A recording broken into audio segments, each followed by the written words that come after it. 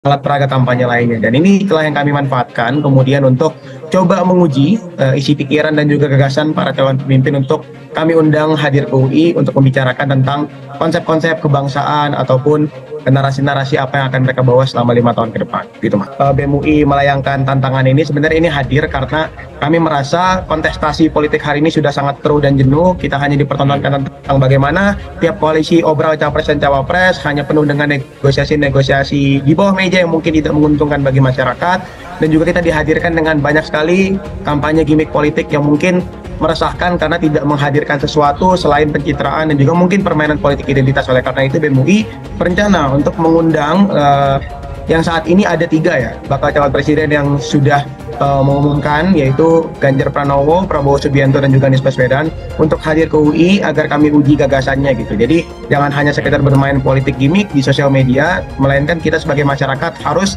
dipertontonkan dengan gagasan-gagasan kebangsaan apa yang akan mereka bawakan untuk Indonesia selama 5 tahun ke depan. Sejak tantangan itu kami layangkan 2 hari yang lalu, kami sudah mendapatkan respon positif gitu dari Anies Baswedan melalui akun pribadinya, dari Prabowo Subianto melalui para jubirnya, dan dari Ganjar Pranowo melalui Partai PDI Perjuangan. Ketiganya menyatakan siap untuk kemudian hadir ke UI dan melakukan dialog dengan mahasiswa. Menjawab tantangan dari Badan Eksekutif Mahasiswa Universitas Indonesia (BEM UI) untuk kampanye di kampus, Anies menyanggupi tantangan tersebut. Yuk kapan, kata Anies dalam unggahannya di akun Twitter pribadinya hari ini ya. Sementara juru bicara Anies Baswedan, Surya Chandra, mengaku akan menyambut baik undangan kampanye tersebut. Tentu ini akan menjadi tantangan yang dengan senang hati diterima Pak Anies, kata Surya Chandra saat dihubungi terpisah. Baginya Anies sedang menyasar pemilih milenial. Dia menyebut banyak mahasiswa ini menjadi pemilih Anies. Kami di tim Anies juga sedang giat menyasar kelompok milenial dan pekerja muda yang memang rentan sekali situasinya saat ini, katanya. Banyak kelompok mahasiswa mendukung setelah merasakan sentuhan langsung dari Pak Anies, ucapnya. Diketahui pasca putusan Mahkamah Konstitusi MK, BEM UI menantang para bakal calon presiden capres untuk datang ke kampusnya. Mahasiswa jaket kuning ingin mendebat para bakal capres. Jika memang punya nyali, BEM UI mengundang semua calon presiden, bakal calon presiden untuk hadir ke UI karena kami siap untuk menguliti semua isi pikiran kalian, kata Ketua BEM UI Melki Sedek Huang dalam keterangan tertulis berjudul "Silakan datang ke UI jika berani", diterima Detikcom pada Senin. UI enak gerbong besar, tapi kita juga bisa bilang ya, berani nggak datang ke RH Channel ya untuk dikuliti oleh para pakar lainnya. Oke. Tantangan ini diluncurkan BEM UI menyambut putusan MK ya.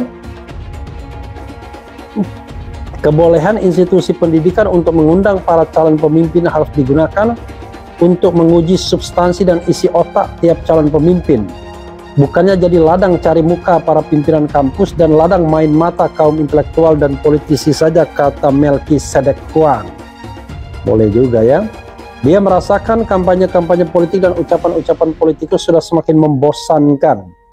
Anak-anak tidak tertarik dengan lip service, politik identitas, serta pencitraan politik. Anak muda dari kalangan mahasiswa UI ingin adu argumen dengan para bakal capres. Good news.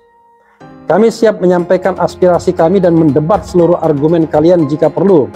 Kami tak mau masa depan bangsa ini digantungkan pada calon pemimpin yang hanya berfokus pada kampanye, pencitraan, dan lip service tidak bermutu. Kami butuh pemimpin yang cerdas dan berpihak untuk rakyat banyak, kata Melki. Kepentingannya adalah kepentingan yang berada di tangan masing-masing pemilik suara, yaitu rakyat. Maka pada saat ada arus bawah kemudian menginginkan hal yang berbeda dengan partai politiknya, itu sangat dimungkinkan. Selain PAN misalnya ada P3 yang memang arus bawahnya itu kerap berbeda dengan elitnya gitu ya, apalagi secara elektabilitas selama bersama dengan pemerintah P3 justru elektabilitasnya turun terus. Nah, kembali dengan PAN ini memang akhirnya independensi setiap warga negara untuk memilih itu memang kembali lagi menjadi kedaulatan rakyat. Seperti yang kita tahu dalam demokrasi, demos itu sendiri adalah rakyat. Nah, itulah yang nampaknya dikedepankan oleh para relawan dari PAN ini akunya ya. Dan yang menarik itu pasti akan terjadi hal-hal yang sama nanti Valen, pada saat kita akan masuk ke dalam ranah demokrasi yang lebih dewasa, maka para elit partai politik akan mendapatkan banyak sekali perbedaan-perbedaan dari masyarakat yang akan memilih gitu. Nah, makanya sampai hari ini kan pertanyaan besarnya itu adalah sampai di mana sebuah partai politik bisa menjaga kadernya satu suara gitu ya. Nah, per hari ini kan tidak banyak partai politik yang bisa melakukan itu. Bahkan kalau secara keilmuan politik dan sistem politik di Indonesia yang bisa dijaga oleh partai politik untuk selalu kompak itu adalah sampai level kabupaten kota.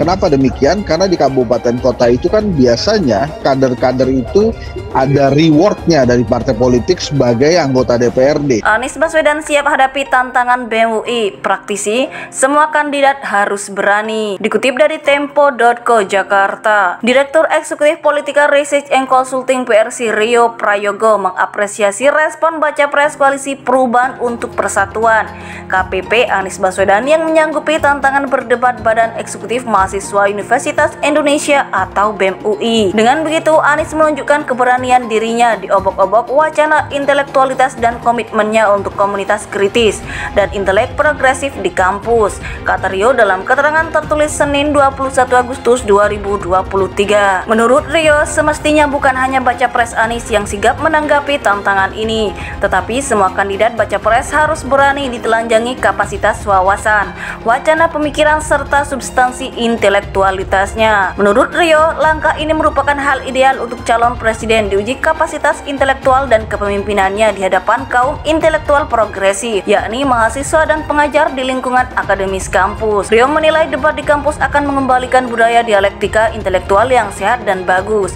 sebagaimana kerap dilakukan para founding fathers Indonesia. Sehingga, kata Rio, terlihat intelektualitas dan komitmen baca pres atas berbagai isu struktural. Ini akan mengembalikan proses kandidasi ke arah awal berdirinya Republik ini, di mana percakapan intelektualitas menjadi benchmark rekrutmen kepemimpinan nasional. Dulu, hampir semua tokoh pendiri bangsa punya legitimasi intelektual, ideologi, dan bangunan dialektika yang kokoh, ucapnya. Tak hanya itu, Rio kemudian mengimbau kepada seluruh ketua BEM di Indonesia menggagas wacana serupa layaknya diusung BEM UI. Tentu, kata Rio, hal ini untuk melihat bagaimana kompetensi pikiran dan gagasan para baca pres jika menjabat jadi RI nomor 1. Berharap semua BEM Universitas seluruh Indonesia mengundang para kandidat untuk mendebat isi pikiran dan gagasan mereka seperti apa jika nanti jadi presiden, ujar Rio.